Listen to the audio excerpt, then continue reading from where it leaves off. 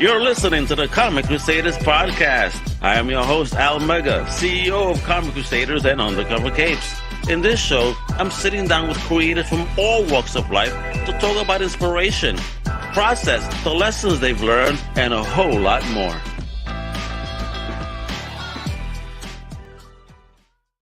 Well, Power Man, this is your boy Al Mega. Welcome to a brand new Comic Crusaders podcast. And today, we got what an amazing creative duo over here. They're New York Times Bestselling creative duo. They have a villainous team name, the HiveMind. Ooh, what? I mean, they've been in the game for a minute, and they have returned into some creator-owned comics with a new project. We're going to be digging into it. Let me introduce these legends right here. All right, this creative force, this creative energy, the one and only Jackson, Lanzing, and Collin Kelly. How you doing, fellas? Hey, what's up, Al? Thank you for having us, man. Oh, thank you. Awesome. What an intro. Yeah, because you guys rock, man. Y'all been in the business, Marvel, DC. I mean, y'all guys been all over the place. Star Trek, I mean, everywhere. But now, just about. Yeah, man. After 8 years of getting around there, you know what I mean, and doing your thing, you know, like, as if you were in college, having fun and young. Now you want to go back, you know, create your own. You got a fire project with Magma that is going to be dropping. Woo, baby. And thank you for allowing me to read that first issue, fellas. What have you done here? It is a masterpiece. This is. Oh man, thank you. This is Hellraiser meets Barbarians meets some madness. I gotta dig into all of this. So we'll roll it back a bit for those just that don't know who you guys are. Origin story just attached to Jackson. I'll start with you. Let them know, OG, where you from, and what was the first thing that ever got you in love with fandom? Wow. All right. So I'm kind of from all over. My parents were both divorced and moved a lot. So I grew up like all over the country, but I was born in Santa Cruz, California. And then I spent my high school years in Boston. So I really have like a sort of wide, and then between that, I lived in Chicago for a while. I lived in Denver for a while. I lived in LA for a while. And then I've lived in LA for the last like almost 20 years. What got me into comics and fandom in general is very easy. When I was young, my mom is a fan. Like, she's a nerd. She loves this stuff as much as anybody does. So when I was growing up, I had Sandman in the house. I had books of magic in the house. I had Star Wars was like the only thing we owned on VHS, right? We didn't have a lot of money. We had a little bookshelf. We had a VHS cassette of Star Wars and of Raiders of the Lost Ark. And those were my access points in early days. And then we watched Star Trek. Star Trek was my like first actual real fandom. I was like deeply into Star Trek. I watched every episode. I would watch that with my parents. I would chat about it with my friends. And Star Trek was really like the first thing where I learned. It was the first convention I ever went to, was a Star Trek convention. I really learned about it through that. And then I came to comics as a kid through Spider-Man and Superman. And then between the Clone Saga and the death of Superman, I kind of got chased away and stopped reading comics for a while, and then came back in many years later through Wildstorm, through like The Authority and Planetary, and like that era of DC Comics brought me back in. Isn't it fun? How about you, Connor? What's your OG story? Yeah. Similar to Jack, moved around a lot as a kid. Parents were also hippies. Pretty much spent my time between Seattle and Hawaii. So couldn't escape the rain. Didn't mind though. Whitest boy on the island, but I was okay with it. Came around to it. What I was really into at the time, yes, Star Trek was what my parents were trying to get me into. But Teenage Mutant Ninja Turtles, my guy. Oh, sure. I was able to consume, basically I had about a 4-hour window between when I got home from school and my mom got home from work. And television was my absolute sweet spot. So I consumed every piece of animated content I possibly could. That really opened the gateway. Pretty soon from there, I was picking up my Captain America comics from the local shop. Gotta love my Catwolf, all my Catwolf fans out there. Yeah, Catwolf. And then a bit later came back to comics through Hellboy. Oh, bad. Yeah. Gotta love that. Gotta love Big Red. Absolutely, great. And so, continuing with you, Collin, what led you to your to your creative journey? How did that all happen and come along? Also, great question, man. I came at it primarily. I've always been creative. Just like you got to, right? If you got the bug, you got to express yourself somehow. I tried a lot of different mediums, but growing up, I really wanted to be an architect and a lawyer and a fireman and a surfer. And I realized I'm pretty bad at all of those things, but I tend to be really good at them. And that's where, and then once I realized acting wasn't really my thing because I hate people judging me, I thought I'd get into the one field I know where no one judges you, which is writing. Oops. But that's the one field, creatively, writing is the field where you can kind of do everything and be everyone. And that was exactly the kind of person that I wanted to be. But you, Jack, when you made that jump?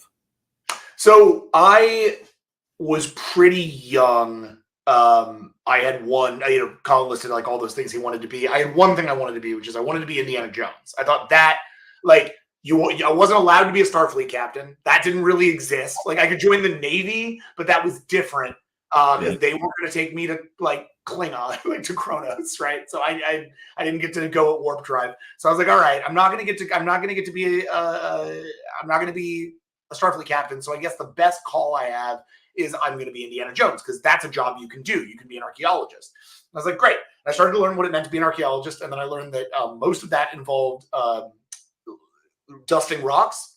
And I was like, wait, but I thought the whole point was I was like fighting Nazis and like jumping through like collapsing temples and stuff. Like, is that a job? And they were like, no, that's not a job. And I was like, all right, well then I guess I'm going to write about people who do that because that's what's in my brain is like those people running and jumping and climbing trees. Like that's what I'm up to. So I really leaned in after that. It was also I was an athlete in high school. I was a soccer player, and I developed a back condition that I have to this day called spina bifida that affects a lot of people, and to varying degrees. You can be sort of varying degrees of disabled with spina bifida. I'm pretty lucky; I can walk most of the time, but especially when I was young, I used to get attacks a lot, and so I couldn't walk a lot. And so what I did for those periods where I couldn't walk was I had to imagine stuff. It was really all I could do. So it really lit a fire under me to do something with all that time that I was stuck on my back and turn it into something. And so that's where I think between those two factors, a lot of creativity kind of came through. And I started writing plays in high school, really like late middle school, high school. I started writing plays, and then Colin and I met at USC, where we both went to college. Colin was in the screenwriting program. I was in the directing program. And we met, and pretty much that fusion of our two backgrounds when they collided is really what made our artistic life. Like we were young students before that. That was one of my next questions, of course. The story of the bromance. Like, how did that bromance even start? Like, how did you guys even meet overall?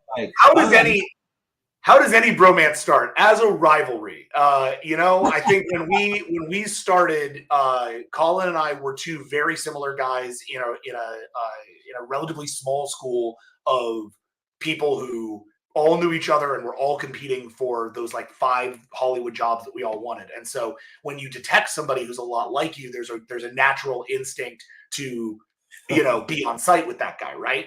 And so I think that was our thing. Was early on, we were friendly because we both used to go to the comic shop together and pick up our comics. Neither of us had a car, so we had to use our friend David Server had to drive us to and from the comic book store so we could all get our comics. And so that like created a natural truce between the two of us because we both needed to read our comics. We had to bury our rivalry in order to go get that pizza. Exactly. And then yell about comics with each other. Exactly. So that was, I think, a process for us of saying at some point, hey, maybe we should, get past this shit and start looking at ourselves as friends. And so we became friends. And then we ended up in a writing group together. Yeah. And in that writing group, we actually started to read each other's work rather than just kind of being congenial with each other. And what I found with Jack's work is that he was writing these really kind of tight character dramas that were really entirely focused on interpersonal relationships. And Colin was writing these big, like $300 million action blockbusters with like time travel and dinosaurs and giant robots and all kinds of crazy shit that I loved, but I never had the courage to write because I didn't think you could write that stuff.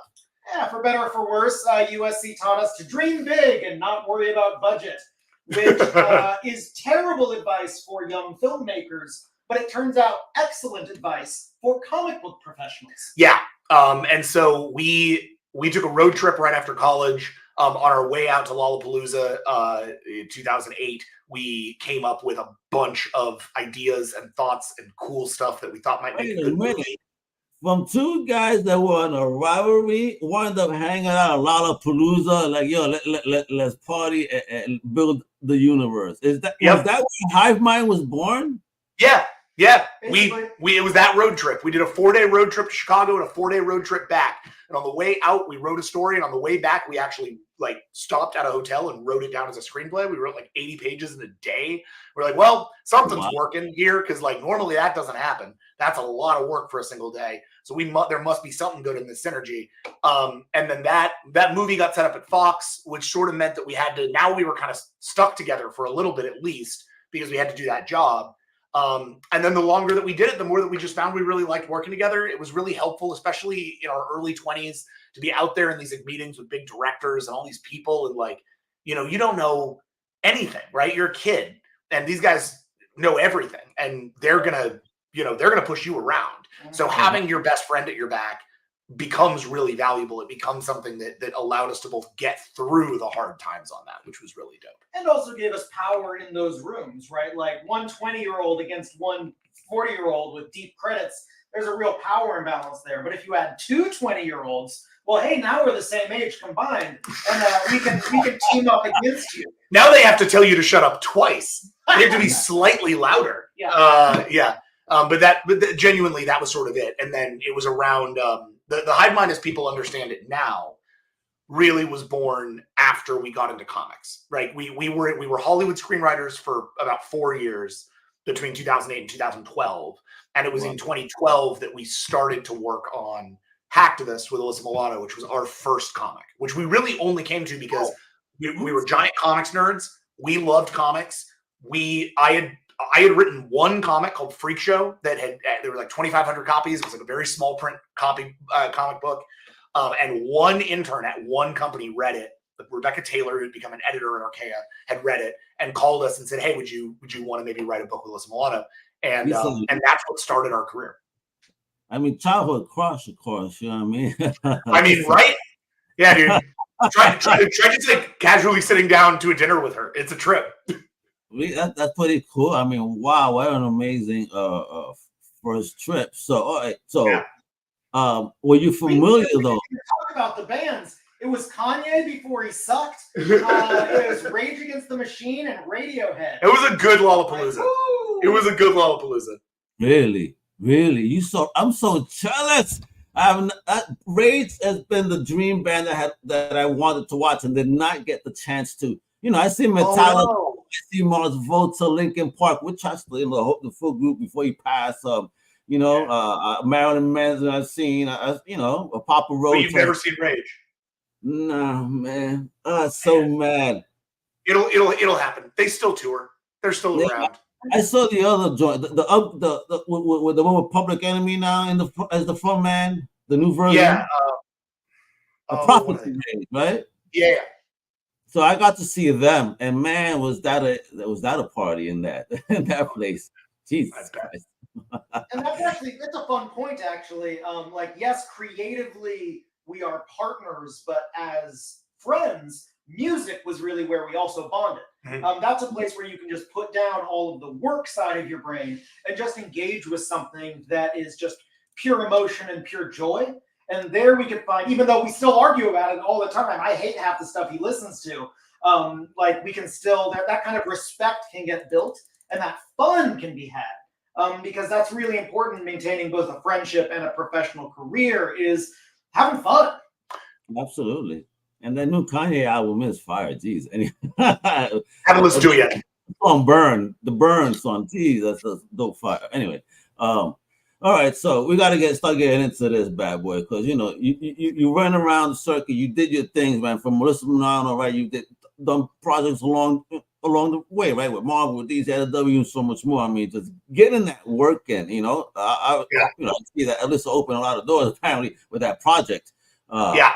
So that was a really honestly, the doors opened as they opened. It took a while, as these always do.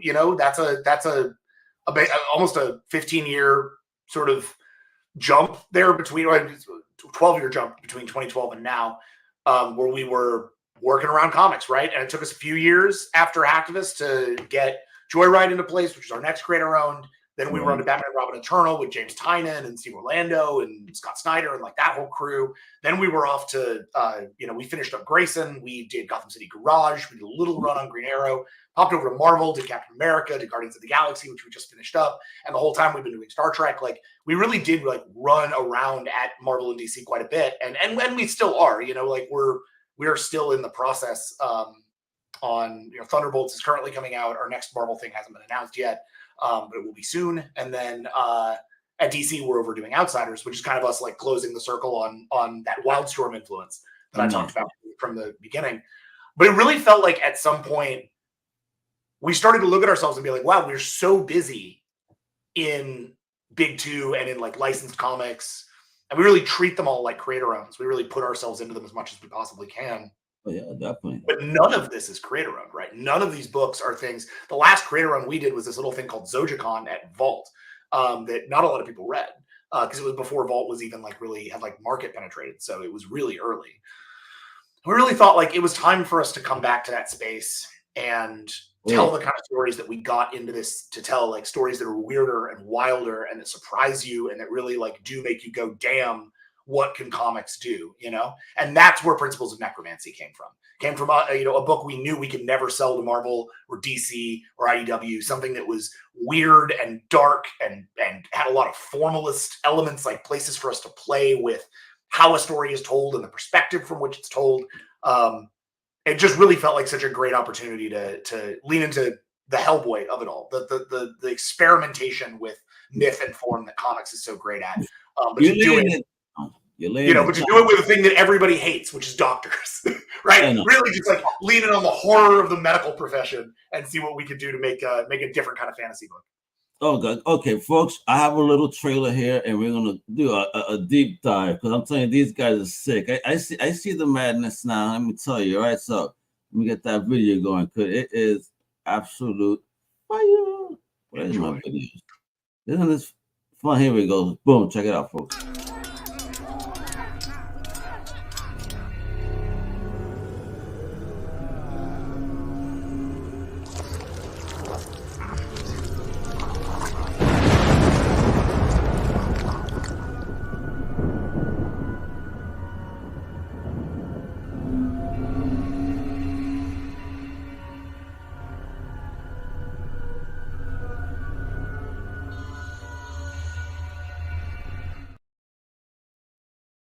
I will say that I want to say that Jackson has the most incredible timing ever. You were counting the seconds. I saw that.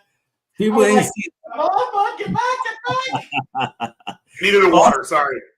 Yeah, how dope is that video? How creepy does it look? What is going on? What is this mess? For the sake, I don't have interior page, but I mean, look at this cover. Holy smokes! I mean. You put that big on screen so you guys could appreciate it. Look how gorgeous. Talk to us about this madness that you guys are building here in the HiveMind verse. My gosh. Yeah. So Principles of Necromancy.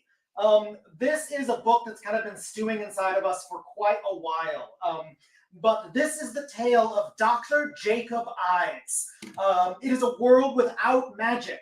In fact, the closest that you can get to magic in this entire universe is the doctors, is physicians, is the medical field. And Dr. Eyes, a practiced physician himself, has tasked himself with one goal: the curing of death. Unfortunately, death, being something that has never been cured before, requires quite a bit of experimentation, of study, of analysis. The first principles of necromancy must be written, and they must be written in blood.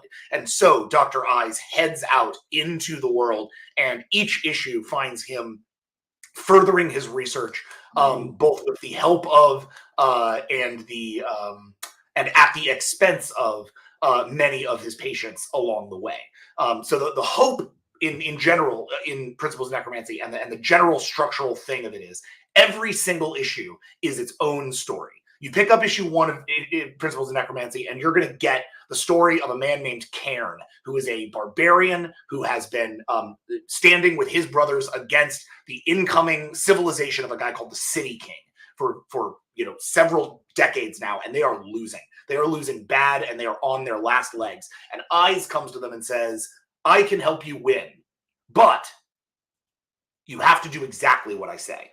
Doctor's orders from here on out. But the doctor's orders get worse and worse and creepier and creepier and scarier and more body horror until we get to the sort of terrifying conclusion of issue 1, which I don't want to spoil, but which shows you the kind of person Eyes is and exactly where his morals and his research is leading. But issue 2 has a completely different perspective character. It takes a completely different form. It functions very differently. It moves from this story into a new mode. Issue 3, similarly, takes a completely new tack. Issue 4, again, a completely new kind of story. So ideally, though Dr. Eyes is in each of them, he is never, you're always seeing him from the outside. He is never the perspective character, at least not in this first arc. What we're trying to do is showcase him from the perspective of his tutors, his mentees, his apprentices, his victims, his oppressors, all of these people. And over the course of it, what you're going to get is a full shape of the man behind that terrible, terrible mask that you see there on his pile of bodies. Yeah, I mean, it is sick. I mean, they call him Dr. Eyes for a reason. Mm-hmm. In fact, you will learn the real reason they call him Dr. Eyes in issue 3. It's not as simple as it might first appear. Though obviously his eyes are lenses, so it does give you some indication that something's up with him, huh? But one of the cool things that we did get to build here is something that we will reach to issue 3 is that while Dr. Eyes is a singular character, the world he lives in is incredibly fleshed out, right? He is one doctor of many. And each of them have specializations, right? So it's like we definitely want to be able to create a universe that people get hungry for. We are not going to spoon feed any of it to you, but we are very excited for people to want to know more about this twisted, strange world. And while Dr. Eyes is, from everyone's perspective, an absolute monster, we don't think so. Right? He does monstrous things, but our goal will be to help people understand him and fall in love with his motivations, even if his methods are absolutely terrifying. And as you say that, I bring up him in a bloody page. He's yeah. You really brought up exactly the right image to pair with this. It's funny. This is awesome because this is also very full circle for us. Derek Robertson, who did this cover, right, creator of The Boys, a legendary artist. Derek was one of our first friends in comics. He found us when no one knew who we were, and we were just starting out and trying to make stuff happen. I told you about that 25 print issue run that we did on Freak Show.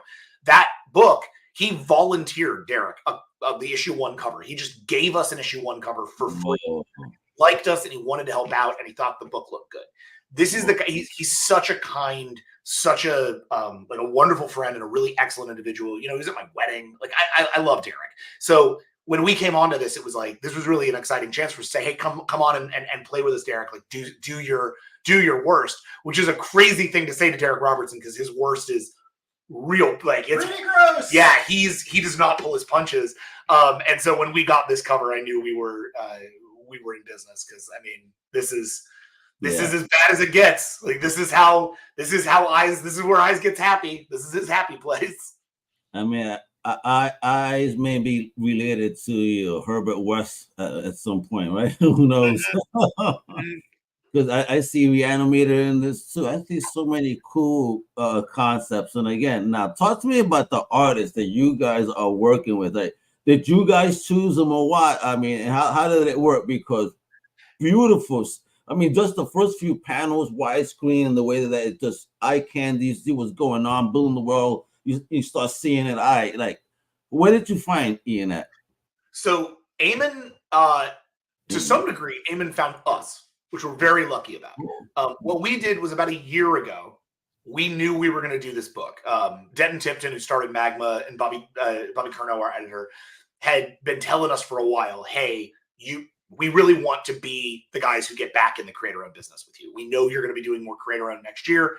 We want to be there for it. We already have this book with Wolf that's coming out at Vault. We thought this will be a really great chance to like do something else in the same space in folk horror. Like, we're going to do this. So we knew the basics. We knew, who Eyes was. We knew kind of some of the body horror we were going to play with, and we kind of knew the vibe that we wanted, which was someone that sat comfortably between like Kelly Jones and Greg Capullo.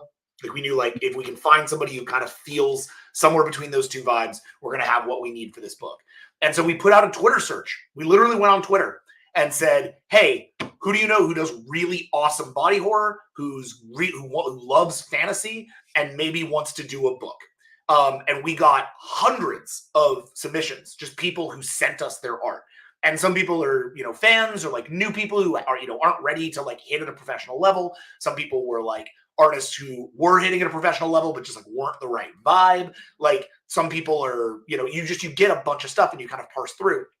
And 2 or 3 people sent us this guy. It was at Can I Get an Amen? This is Eamon Winkle, and just sent us his tag. And then a couple of days later, he hit us up with 4 images on Twitter and said, hey, I'm Eamon Winkle. I love doing fantasy. I love doing body horror. Here's 4 examples of what I do. And if you look up Eamon and you look up what his sort of public stuff is, you'll see these images, because he's been basically a cover artist and a pinups artist. He hasn't done a lot of interiors. This is a new thing for him. Oh, and we said, hey, but we saw it and we were like, well, if I had to describe this, I would say it's the intersection of Greg Capullo and Kelly Jones. So this is exactly what we want. Is he ready to do interiors? And for about 6 months, we kind of poked at him and we were like, hey, are you doing interiors? Have you done any interiors? Can we get some interiors? Because we were trying to get him approved by Magma. And eventually we got down to it and we were like, you know what? I think we're just, he had done a little bit, but ultimately he wasn't getting a lot of interior work. So there wasn't anything to show. He was getting cover work. So that's what he could show. And we said, we had a talk with him. We all got on and we were like, I think we got to trust him. I think we got to trust that when we give this guy sequentials, he can do it, because his cover work is so solid and he seems to have great storytelling instincts. And that was how we brought him on. We brought him on basically in the hope that when he delivered those sequentials, they would look as good as they do. And then, if you gave this book to somebody and said, this is somebody's first sequential work, they wouldn't believe it. I don't believe it. Yeah, it's really incredible. He is he's a talent who we are incredibly lucky to have found at this particular part of his career, because I think you find those artistic partners who are ready to level up with you. This happened with us with Marcus Toe. I think it's happening right now with us with Robert Carey on Outsiders, where you work with guys who just haven't gotten their flowers yet and are ready. And when you see that happen, man, like, that's when you know you're going to get a really special comic, because the artist has, for lack of a better term, like, the artist has something to prove. The artist is stepping in, ready to go. And Eamon definitely did that. And talk to me about joining Magma. What was that about Magma that was the right fit, at the end of the day for the book? Yeah, that's a great question. So I think all of us at comics, both professionals and fans, we've all heard horror stories about young publishers and how they can talk a big game and then absolutely pull the carpet under you, and really kind of dash your hopes and dreams. Denton, we go way back with. Bobby, obviously a massive talent, so none of that was a concern. But when they said, hey guys, we're going to put together this new project, we want to work with you, we like, I love you guys. We absolutely love you, but we need to see the paperwork. We need to know that this is real and that you will treat, and that it'll be around next year, so that we can trust that this story can be fully told. And they said, to their credit, completely understand, guys. Denton kept us updated every month with where negotiations were, being incredibly upfront with their financing. And when eventually he was like, guys, let's talk contract, we said, okay, like, here's what we need to make this make sense. And to his immense credit, he said, 100%, guys, let's go. Like, you rarely ever meet a company that is willing to put creators first, not just creatively, but financially. Like, he is making us whole on this book which is incredibly difficult and incredibly rare. We cannot talk highly enough about how well they're treating us and the competence and professionalism on the back end of this company. Yeah, I think emails. what is that? Say they answer emails as an example. Yeah, they answer emails. No, what a concept, right? I think the thing I love about the way that Magma functions is that partially they were all an organization already at IDW, right? There was a period there where Bobby Curnow and Joel Elad and Denton Tipton were all at IDW together. They know how to function. They know how to be the editor and the marketing director and the EIC and the president. Like, they know how to fit inside these roles and work together to create a great comics company. Denton didn't need to do this. Denton did this because he loves comics and wants to make more comics. Like the play here was a bunch of guys who loved doing this, who wanted to keep doing it and wanted to do it in a way that felt actually creator friendly. So that was always really appealing to us. And frankly, again, it really comes down to Denton, like a full year before ever sending us a contract, just hanging out with us at 2 a.m. at San Diego Comic-Con and being like, hey guys, do you want to do a book? How do we do this book with you? Like, he chased us and really made sure that we were on, like, that we were ready to go when he was ready to go, which without his stick-to-itiveness, I doubt would have happened. So that was, I think, one of the ways that it happened. The other way that why this book at Magma, as opposed to any other creator owns, like why we gave it to them, there's sort of two. The first is, it's a thing that we just tend to do with new publishers, which is give them the thing no one else will publish. Give them the thing that, like, if they want to prove that they want to be new in the space, great. Be new in the space. Do something different. So for us, it's like a lot of people, when they think about us for creator owned, they're going to come to us for space. They're going to come to us for superhero stuff. They're going to come to us for like emotionality. They're going to come at us. We're space superheroes who make you cry is basically like what somebody would come to us for based on what we do at Marvel and DC. And over here, we're like, we want to do a really spooky Hellboy story about a doctor who kills people and brings them back to life. And to his enormous credit, Denton was like, let's go, right? Two, they had 3 launch titles over at Magma. And what Denton did very wisely was built a horror thread, a science fiction thread, and a fantasy thread, right? So Principles of Necromancy is a fantasy, but it's a horror-forward fantasy. So that's going to be our left. Right down the middle through science fiction, you have Silicon Bandits, which is like a modern science fiction thing. It honestly feels a lot like Hacktivist in a lot of ways. Like it's a modern Silicon Valley sort of heist story. Mm-hmm. And then you have Scale Trade, which is Steve Orlando's book, which is a fantasy story. It's a modern fantasy story, so it's another twist on fantasy, but it is at its heart a story about dragons. So there was this really great chance to say, okay, we fit inside of a line. We're not coming in and being the 4th fantasy book on a fantasy line. We're coming in and being the horror book on a 3-prong line, which really did also feel to us like, great. We aren't coming in and playing second fiddle to something else. We're not going to come in and be the tertiary book on a line. We're going to come in and we're going to make an impact right away and try to put a flag in the ground and say, okay, every book at Magma is going to live up to this book. Like, that's what we're going to do. Oh, I hadn't seen they're doing Hell's Half Acre too. That's cool. Good for Denton. I'm glad for that. Yeah, we got everything's coming up because I also know at WonderCon coming up, you guys are going to be doing at the booth doing some sign-ins and getting stuff done. So so let's get into that. This convention season, pushing the book, because this book, folks, as I've been sharing, have you been paying attention, folks? The book is dropping April 3rd. All right, so you have time to go to your LCS and let them know that you want this on your pull list. Comic Crusaders, trust me on this one. If you love horror, fantasy, barbarians, especially with this story, they say it's going to flip. So now I'm dying to see the trajectory and where you guys are headed, because the spins you had here, I didn't expect. You really definitely went dark AF, man. I love it. No point in doing this book if you don't go whole at it, right?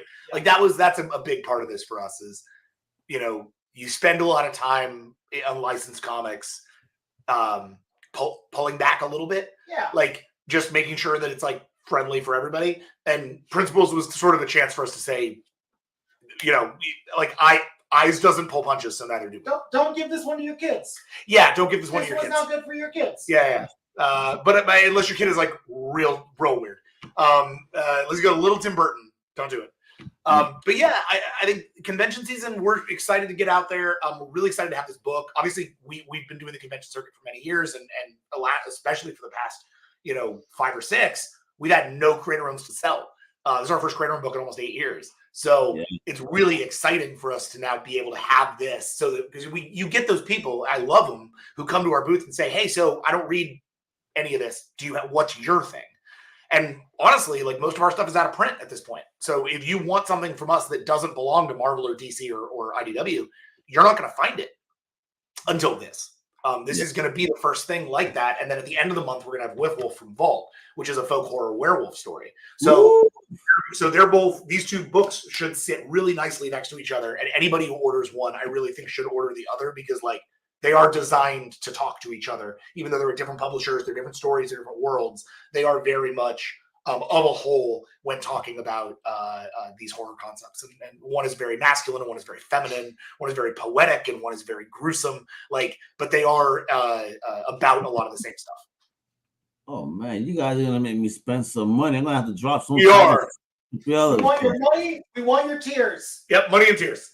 Don't make me cry. I mean, I was excited. I was thirsty for the blood on this one and the horror. I'll tell you that much. That's what I want to see, fellas. Give me that violence. Again, I'm a horror fan. Like, you definitely got me hooked. So you just, as a fan to you guys creators, just thank you, You guys are. The HiveMind verse is absolutely balls of war, crazy and wild, and it's dope. And yes, welcome back to creator owned. I really am happy for that, because if this is just a taste, and how long is this taste gonna be with this? Is this gonna be a full run mini series? What's the thought behind this particular project? We don't count our chickens before they hatch ever anymore. We've had too many books get killed to be like, it's a this. But what I will say is, Magma's intention and our intention is to run this as long as we can run it. This is designed like Hellboy. So the premise here is, we know we have ideas for what Eyes could be doing 50 issues down the line. And we have ideas for what Eyes could be doing, in issue 5. And we have ideas of if the book has to end because nobody's making money on it after 8 issues, we know how it can end too, right? It's always going to be modular in terms of what we can do here. But our goal, and I know Magma's goal, is that this is an ongoing series. We're certainly not a miniseries. We are if it ends up only being 4 issues, it'll be a great 4 issues of comics. But the idea here is, in success, this keeps going. You know what? I just thought there's a term that none of us use, and we should use it perhaps, which is, it's a modular series. Yeah, it is. It's not a miniseries. It's not an ongoing. It's a story that will be told in delicious pieces at the speed it comes out. Yeah, that's about right. Hey, look at that. Yes. Yeah, I think that's it. It is not coined here. It is done. Module storytelling. Storytelling. We did it.